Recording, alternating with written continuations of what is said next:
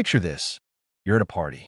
Someone shakes your hand, introduces themselves, and within seconds, their name has already slipped away.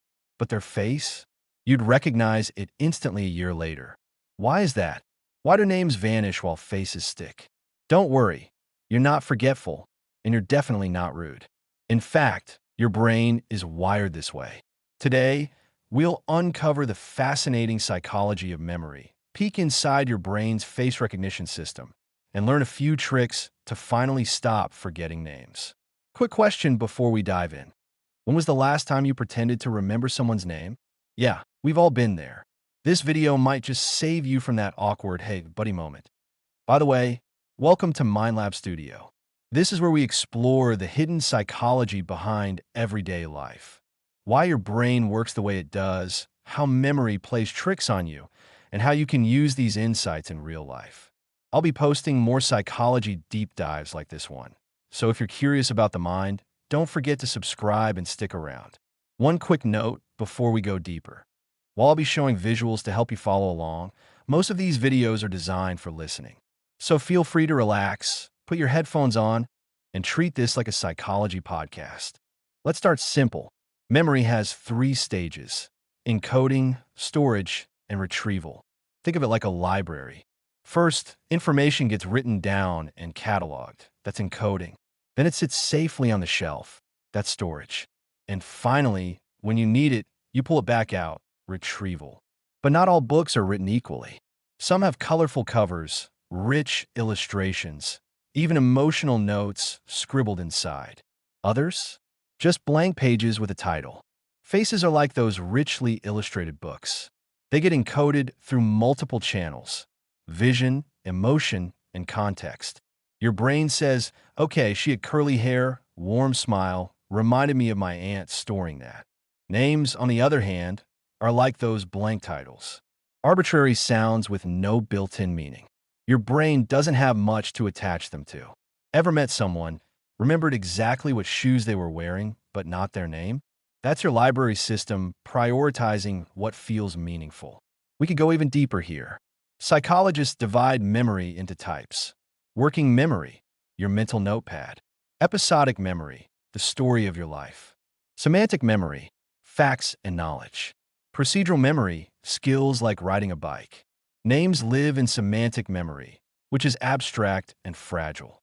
Faces live in episodic memory, connected to emotions and rich detail. That's why one fades, the other lingers. Now let's zoom into the brain. Deep in your temporal lobe, you have the fusiform face area, or FFA. This tiny patch acts like facial recognition software. Why did evolution give us this?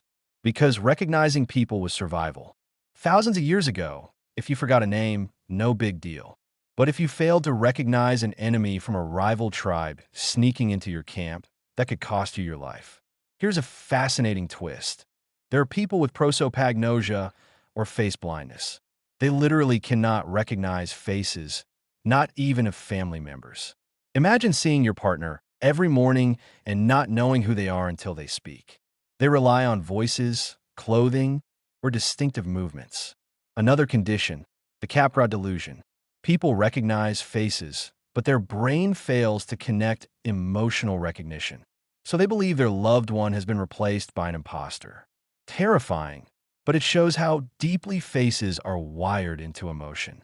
These conditions remind us how specialized and fragile our face systems are. Okay, so why exactly are names such a pain? Enter the Baker paradox. If I tell you this man's name is Baker, you'll probably forget it in 5 minutes. But if I tell you he's a baker, you'll remember. One sparks images, bread rising, the smell of butter, ovens heating. The other? Just a sound. That's the trick. Your brain loves meaning. It hates empty labels. Names are stored like meaningless strings.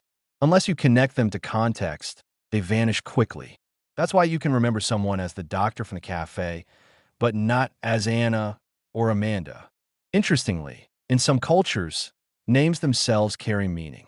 In India, many names literally translate to virtues or gods, making them easier to remember. Same in Africa or China. In the West, where names are more arbitrary, recall becomes harder. Psychologists have tested this again and again. In one classic study, students were introduced to a group of people. Weeks later, they could still recognize 90% of the faces, but remembered barely half of the names. In eyewitness testimony, people reliably point out suspects in lineups. But as for names? Blank. Neuroscience backs this. fMRI scans show faces activating wide networks across the brain. Visual cortex, emotion centers, memory hubs. Names? A narrower lane in the left hemisphere. Here's a fun test for you. A man with round glasses, messy black hair, and a lightning bolt scar. Yep, Harry Potter. Easy. Now, what's the actor's name? If you hesitated before saying Daniel Radcliffe, you just experienced the exact memory gap we're talking about. Let's bring this back to daily life. Forgetting names feels awkward. You're at a networking event, you meet someone important, and your brain empties out. But names matter. They're not just labels, they're social glue. They're a sign of respect, of recognition, of value. Think of someone you admire. If they remembered your name, how would you feel? Special, right? Famous leaders know this. Bill Clinton was known for remembering the names of hundreds of people he met on campaign trails. Dale Carnegie even wrote, "A person's name is to that person the sweetest sound in any language." The flip side? Forgetting someone's name can unintentionally signal disinterest, even when you didn't mean it. Here's the good news. You can train yourself. Psychologists recommend a few tricks. Number 1, repetition. Say the name 3 times right after hearing it. Number 2, association. Link it to an image, story, or rhyme. Number 3, context. Tie it to where you met them. Number 4, visualization. Picture their name written on their forehead. Example, I met a woman named Rose. I pictured a rose blooming on her shoulder. Months later, still remembered. Let's try together. Imagine meeting a guy called Cliff. Picture him standing on the edge of a cliff. Suddenly, that name sticks. There's also advanced techniques, memory palaces, mapping names to familiar locations. Chunking, grouping people into categories. Storytelling, weaving names into mini mental narratives. Professional memory champions use these methods to recall hundreds of names in competitions. And you can adapt them in daily life. Names aren't just sounds. They carry culture, identity, history. In Native American traditions, names are deeply symbolic, tied to nature, spirit, or achievement. In India, names often have meanings from Sanskrit. In Japan, the characters in names carry layered significance. Historically, leaders placed huge value on names.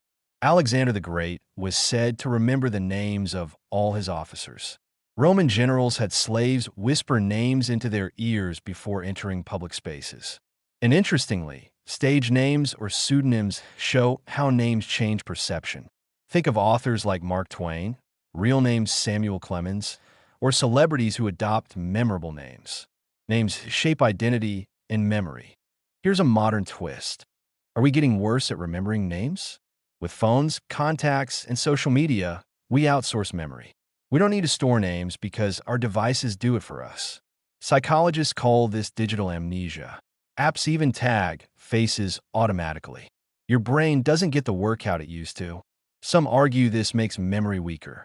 Others say it just frees up space for more important thinking. Either way, it changes how we interact. Let's wrap this up. Your brain evolved to remember faces, not names. Faces are emotional, detailed, meaningful. Names are abstract sounds. That's why one sticks, the other slips. But with a few tricks, repetition, association, visualization, context, you can rewire your memory. So next time you meet someone new, don't just smile and nod. Use one of these hacks. Because while everyone remembers faces, the person who remembers names, that's unforgettable. This was the MindLab studio exploring the mysteries of the human mind, one idea at a time. If you found this useful, hit subscribe. And maybe drop your name in the comments. I promise I'll remember it.